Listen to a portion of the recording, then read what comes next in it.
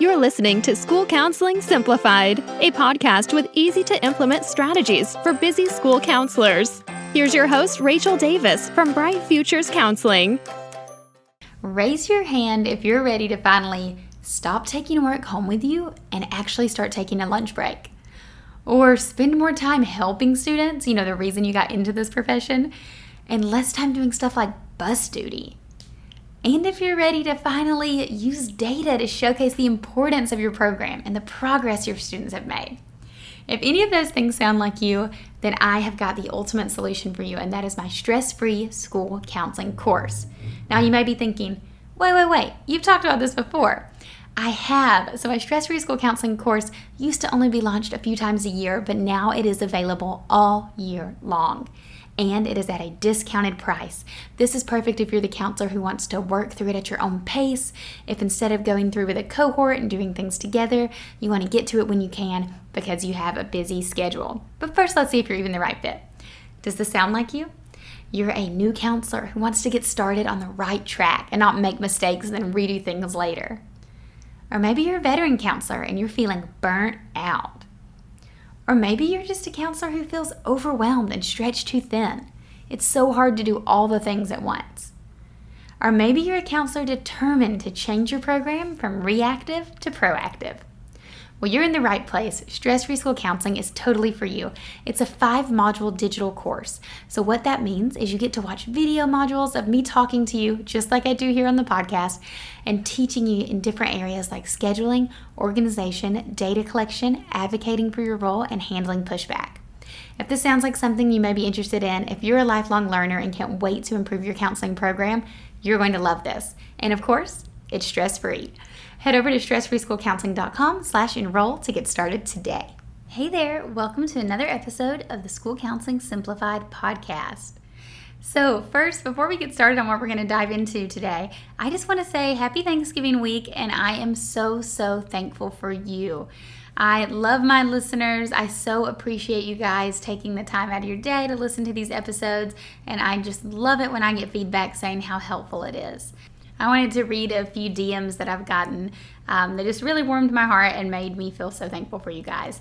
So we have one that said, "Thank you, super grateful for your podcast and School Counseling Simplified. Your teaching has made me feel so much less stressed as a new counselor." Another says, "Dear Rachel, I have just spent the last 5 days or so listening to almost nonstop to your School Counseling Simplified podcast. I would like to thank you so much for giving so much of your expertise and care to this podcast. I've learned so much and feel so inspired to set up and implement many of the strategies and ways of working you described. Thank you, thank you, thank you." And one more that says, "Hi there, I just listened to one of your podcasts and it was so encouraging to hear. It was about individual sessions where I struggle with. Just wanted to say thanks for being such a great resource." Guys, I love these messages that you send me, and I love when I see the reviews that you leave on Apple Podcast or wherever.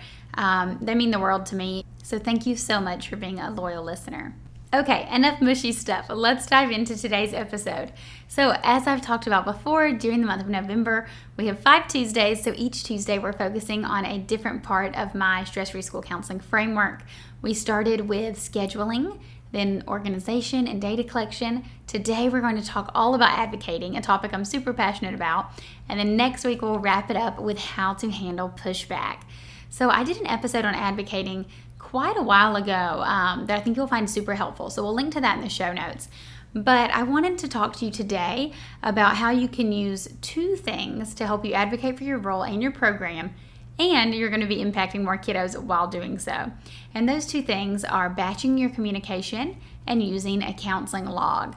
So batching your communication, what that means is, if you haven't heard the term batching before, it's think of like a batch of cookies, right? You're making multiple cookies instead of just 1 cookie at a time. So batching is when you do similar tasks at the same time to be more productive. So you probably heard those statistics like, I don't know exactly the number, but something like your brain, takes 10 seconds to refocus after switching tasks. So you know how this is. You're on your computer doing something, replying to an email, and then someone pops in with a question, and then you get a notification for something else, and then another kid has a question, and then by the time you get back to your email, your brain's been all over the place, and it's really hard to refocus, right? And you waste time refocusing. So whether that time be seconds or minutes, it doesn't matter. They totally add up, and you need every precious moment you get because you have to teach class lessons, you have to run small groups, you have to see individual kiddos, you have to write 504s maybe, you have to go to these meetings. You have a ton on your plate, right? So we're always trying to look for ways to save us time. And the reason we want to save time as school counselors is so we can give that time to our kiddos and sneak in a little self-care break too, right? So let's talk about what batching means in terms of communication. So when I say communication, I'm talking about emails and phone calls and meetings, really. So email is one of those things that just takes up so much time. If you're like me, you're probably guilty of having your inbox just open on your computer all day. But I challenge you to stop that. I challenge you to write into your schedule times that you're going to check your email. So probably like morning and end of day. If you need to do a midday break too, I totally get it, because a lot of times teachers and such are emailing throughout the day. But those 3 times a day should be more than enough. And definitely don't check it after school hours or on weekends, okay? So go ahead and delete that app off your phone. So a way you can do this is you sit down at your desk in the morning, you have it blocked off on your calendar, so this way you're not going to have any individual sessions or groups or lessons scheduled for this time. This is your email batching time. You can even put, a little note on your door like do not disturb, and then 30 minutes or however long you need, you're going to sit down and tackle those emails. Now, of course, some of them, you're going to have a question and you're awaiting a reply. But still, don't be tempted to check it until your next set block of batching, which would probably be lunch. Then at lunch, same thing, set aside some time and you can respond to those replies. And then again at the end of the day. I think this 3-part check-in will allow you to feel like you're on top of everything, you're not getting behind, but you're also going to save so much time because in between those email batching periods, you're giving your full attention to students. You're giving your full attention to the parent you're meeting with. You're not like halfway in your inbox, halfway in reality. So I think this is such an important tool that school counselors can use to streamline their schedule. Similarly, you can do the same thing with phone calls. If you need to make some parent phone calls, set aside time in your calendar to do so. And then if someone calls you outside of that time, you can have an automated voice message set up, redirecting them to the times that you are available. So same thing with email. You can have an automated response saying, I'll be, in my inbox at these times. I look forward to responding to you then. This way you're setting a clear expectation so no one's feeling like neglected or that they're not getting the attention they need, but you're also setting that boundary in your batching. And lastly, those meetings. Now, I'm sure most of the meetings you attend, you do not schedule. They're probably scheduled by your admin or another team that you're on or the district or something. And you don't really have control over those, unfortunately.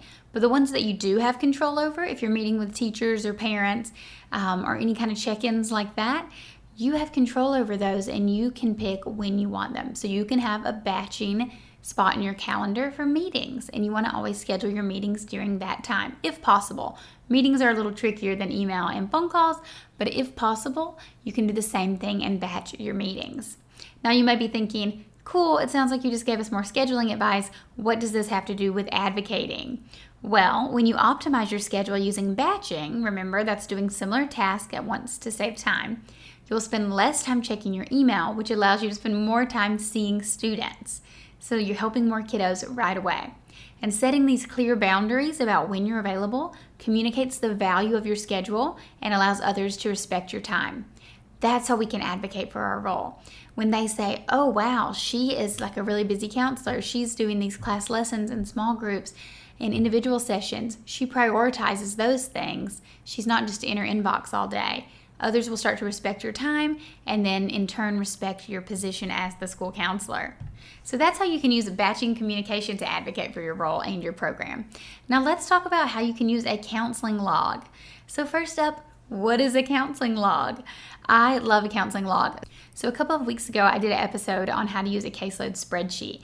And I love to teach these two things together because they kind of go hand in hand, in my opinion, as simple sheets you can use to stay organized, but that have really profound impact. So we already talked about the counseling caseload. If you didn't get a chance to listen to that episode, I encourage you to go back and check that out. So while the counseling caseload is a list of all the students that you're seeing throughout the year, the counseling log is a more day-by-day breakdown of this information. So it's essentially just a log of the students that you're seeing every day and what you're doing with them. So I like to create a spreadsheet with the following 8 columns. The date, the student's name, their area of need. So that's the topic that you're working on with them in counseling. So anger management, grief, social skills, whatever. The counseling type, so if you're seeing them in individual session or in a group. And then the duration. So this is the amount of time that your session lasted. Now, you may have blocked off on your calendar like 30-minute individual sessions, but you want to allow for pickup time, or maybe they're late, or things happen. So this is going to be that actual amount of time that you saw the student. So probably like 20-25 minutes. Then I have a column for strategies used, and that's where you can write a brief summary of what you did so you can remember it for next time. Now, I don't like to get too detailed here, but just something like coping skills board game, or coping skills board game half, so you can know, oh, we started that, but we didn't get to finish, so now we're going to do that this week. You probably have a lot of students and a big caseload, so this is just a nice way for you to remember what you did. Then I have an area for notes, so I don't always write something in this column. It just kind of depends, but it's just kind of like the student's affect, anything you want to remember, maybe like, oh, seemed more upset than usual, or staying at mom's house for 2 weeks, or just little things like that, so you can remember next time you see the kid, like, oh, how was staying at mom's house for 2 weeks, or how are you feeling this week? Last week you seemed a little more upset. What was going on? And then lastly, I have a parent communication column. So I only write in that column if I spoke to the parent that week. So for example, if I'm meeting with a student on May 10th is in there, and then on May 11th I have a phone call with the mom, I would put that in there. But if I have a phone call with the mom on May 20th, that would go on the next week's part of the counseling log. So a counseling log can be super powerful because not only is it reminding you of what you did so you can kind of keep track of what you're working on with each student, but it also allows you to easily track how often you're meeting with these students. So you can see if someone missed a week or the amount of minutes that you're spending with these students. And that's going to be really helpful data that you can use later on when you're trying to gather your data and to see the number of students that you served and the minutes or hours of services that you provided. Now, again, you may be thinking, okay, so what does this have to do with advocating? Well, with an organized counseling log, you'll spend less time trying to organize your notes, which creates more time to see kids. So that's how we can impact more students. And then we can advocate for ourselves because we can then easily show how many students we're impacting to communicate our program's value. So you can use this information, when your principal asks you to do a non-counselor duty, and you could say like, yeah, but I think that's going to take like 30 minutes of my time each week, and look at how I'm spending my time right now. I'm seeing this many students, I'm providing this many sessions, and you're going to have all of that data right there, easy to access, so you'll be able to advocate for yourself. Okay, guys, so not only is batching communication in a counseling log great ways to help optimize your schedule and stay organized, but there are ways that you can advocate for yourself and your program while impacting more students, which is always our overall goal, right? Okay, guys, I hope you found this helpful. I hope you have a beautiful break. I hope you relax and eat all the yummy things and just soak up that time with family and friends. Don't forget to download that freebie I have for you guys. That's the Stress Free School Counseling Toolkit. I think you're going to find it super helpful. We'll link to that in the show notes. And remember, advocating is an entire module that we dedicate time to as part of my Stress Free School Counseling course. Now, I've been talking a little bit about this course in the podcast and in my email this month. And if you're feeling kind of interested and you want to check out more details, go over to stressfreeschoolcounseling.com/enroll. But I do want to give you a sneak peek that we will be having a Cyber Monday special where you can get the course at a reduced rate. So we never put the course on sale because it's already at, like a really reasonable price for the value. But it's Cyber Monday, so let's get shopping, right? So anyways, be on the lookout in your emails for details on when it's going to go on sale. Okay, talk to you next week. Thanks for listening to School Counseling Simplified. You can find the links from today's episode in the show notes. If you'd like to connect with Rachel, she's on Instagram and Teachers Pay Teachers at Bright Futures Counseling. Be sure to subscribe to the podcast so you don't miss any episodes of School Counseling Simplified. Talk to you next week.